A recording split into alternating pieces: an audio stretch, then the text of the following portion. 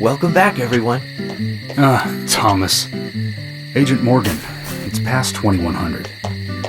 Let's meet up again at the community center tomorrow. I haven't been sleeping much since this all started, to be honest. I'm exhausted. I was just about to suggest the same thing. I'll make arrangements for people to gather between 1500 and 1700. I'll try and get as many people as I can to come, so don't be late. Okay? Don't be late. I'll be there. The community center's on the south side. I've marked it on your map. Thanks, Thomas. Well then, see you tomorrow.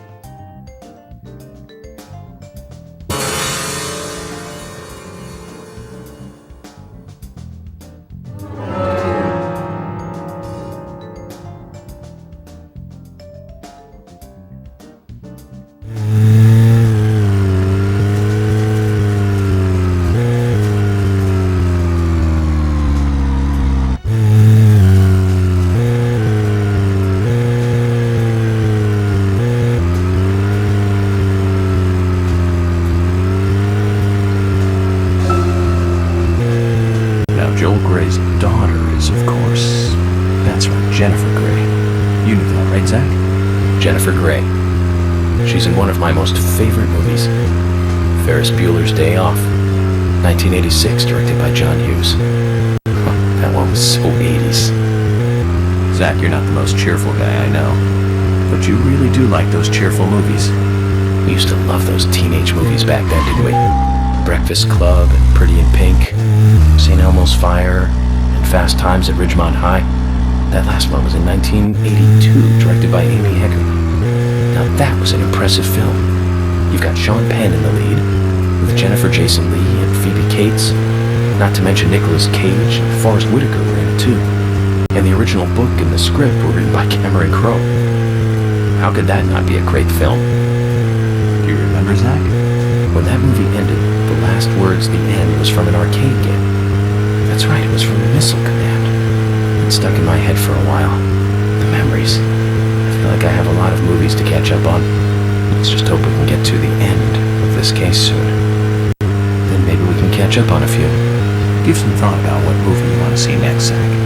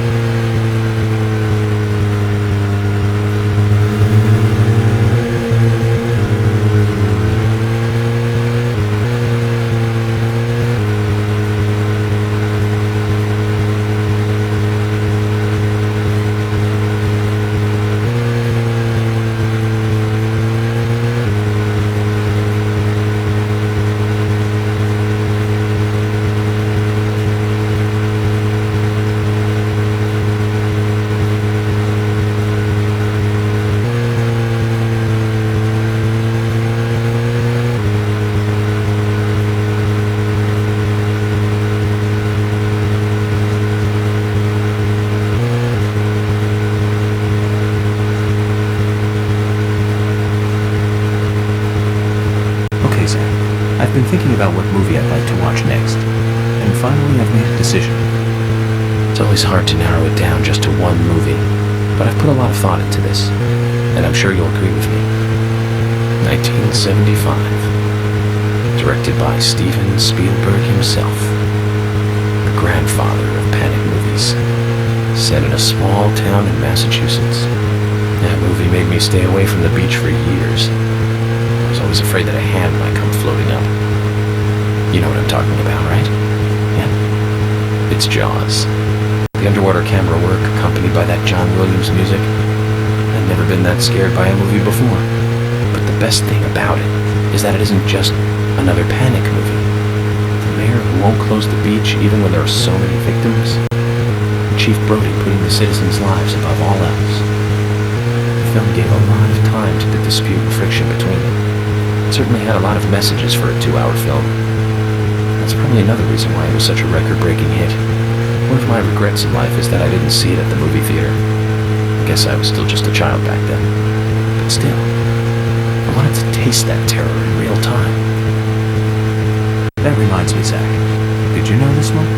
Jaws also appears in another movie that was produced by Spielberg, the second Back to the Future. It was directed by Robert Zemeckis, who later made Forrest Gump. That's also a masterpiece, of course, but we'll discuss that another time.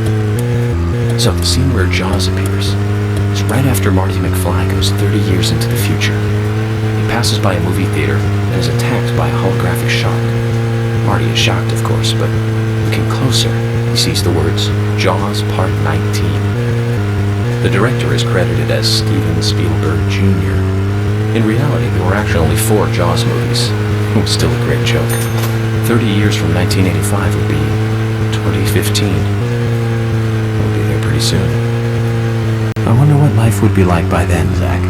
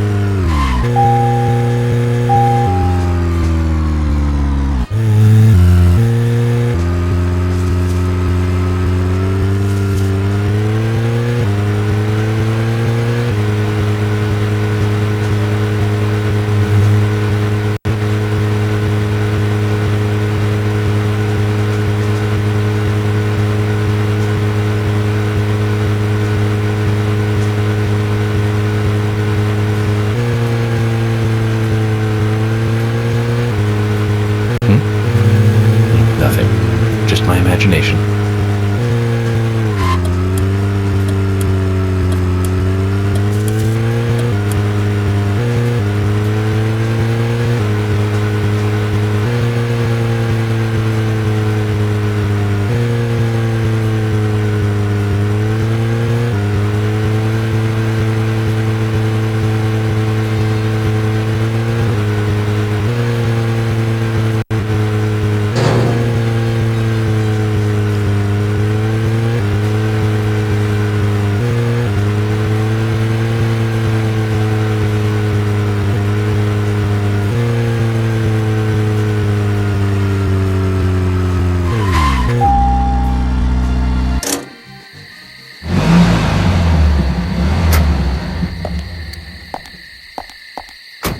Zach, is there something here that you want to check out? We need to be at the community center by 1500 today. Just think of talking in front of all those people. What do you think, Zach? It's going to get fun.